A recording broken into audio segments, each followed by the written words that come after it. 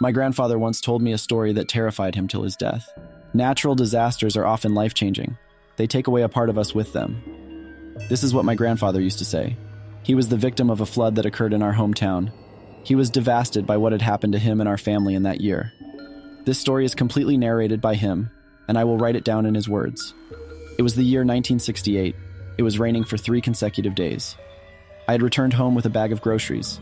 It was the time of festival, and everyone was celebrating with their families. I lived with my wife and 2 children, a little boy, 5 years old, and my daughter, who was 10 at that time. We also had 2 dogs, Dela and Maxi. Their names are relevant for later context. My wife made a really good meal and we enjoyed our dinner. My buddy wanted to hear a story, so I started telling him one. In no time, we fell asleep. For the context, we lived in a 1-bedroom house in the rural parts of my country. Suddenly, in the middle of the night, I heard a noise. It was a metallic clanking noise. My dog started barking, and that woke up my wife as well. As we got down from the bed, I could feel water clogging up our bedroom. I always kept a flashlight beside my bed. I turned on the light, and to my horror, I could see that there was a flood. By the time I got down from the bed to turn on the lights, I could feel the water level rising.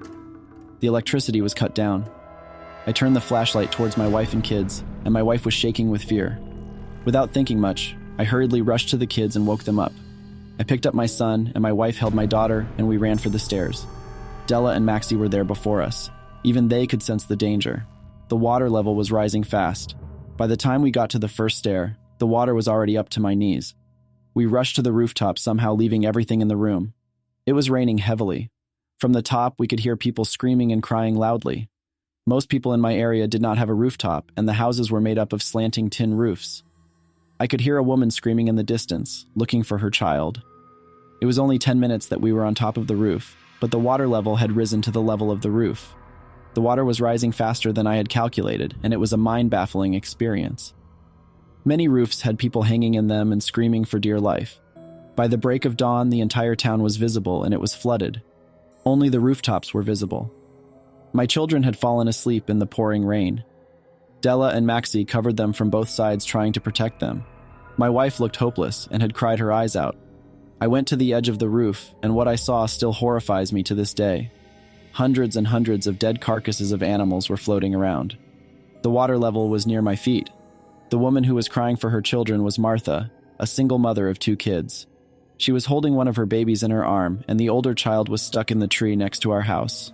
The boy was dead, and Martha was swaying to and fro with her baby and looking at the dead kid. I was looking at Martha when suddenly I noticed someone crying for help. It was my friend Joshua. He was trying to latch onto a log that was floating and was getting carried away by the strong currents. Seeing him, I could not resist myself and jumped in the water to help him. I could hear my wife screaming my name and some other people in the distance. I swam against the tide and held on to Joshua. I took his hand and we started swimming towards my house.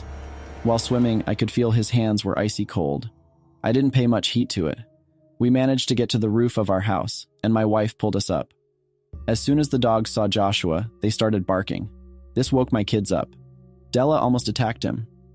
I was taken aback by this, as Joshua was well known in my house and we were like brothers. Dela and Maxi were known to like him a lot.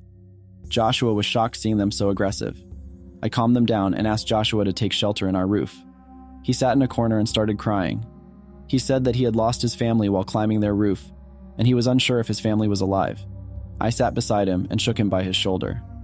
"Come on, man. They are going to be fine," I said. He did not seem so convinced at that time, so we all sat silently. Around noon, the water level had begun to drop, but we could see many dead bodies of people and animals floating around. It was the worst nightmare one could imagine.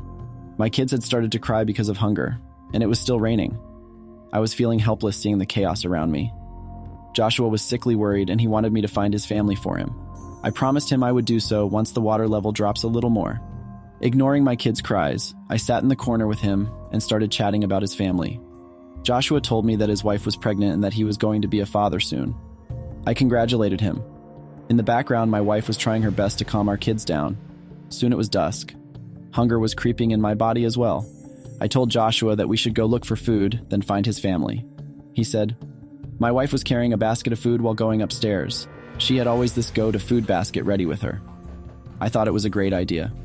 Once we unite Joshua to his family, I could bring food for my kids. I had a plan in my mind. I wanted to swim against the current and use the trees as a means of anchor.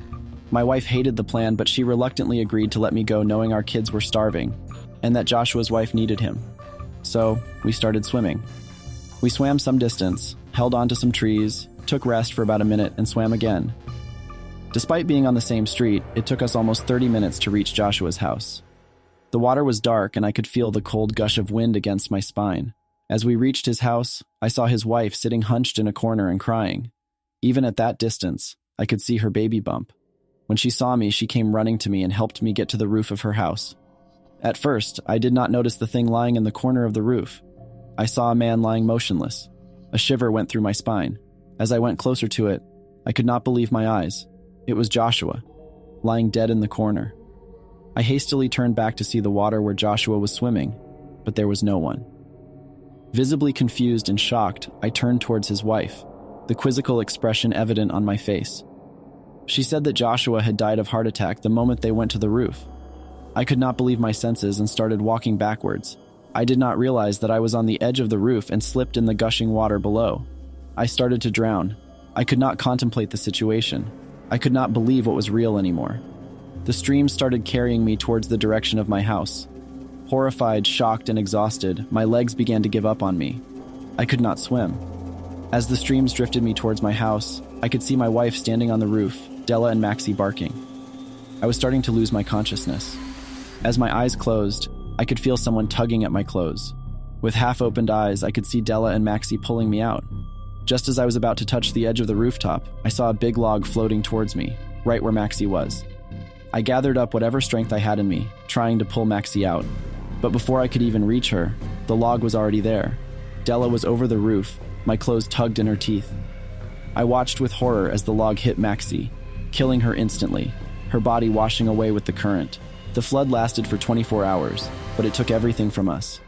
Our house had been tarnished, I had lost my friend, my dog, my neighbors, and many more. The 1968 flood will always remain embedded in my memory, and I will never forget the conversations I had with Joshua. My kids are married now and happily settled. They do not seem to remember what happened that fateful night. My wife knew the story of my friend. Sadly, she passed away 5 years ago, and now I just have this story to narrate to my grandchildren. This was a real-life incident that happened to my grandpa. He sadly passed away on March 2020. Today I was thinking about him and suddenly remembered his story. I hope this story finds every other soul who had lost someone in the flood or any other natural disaster. I hope my grandfather remains alive in everyone's memory.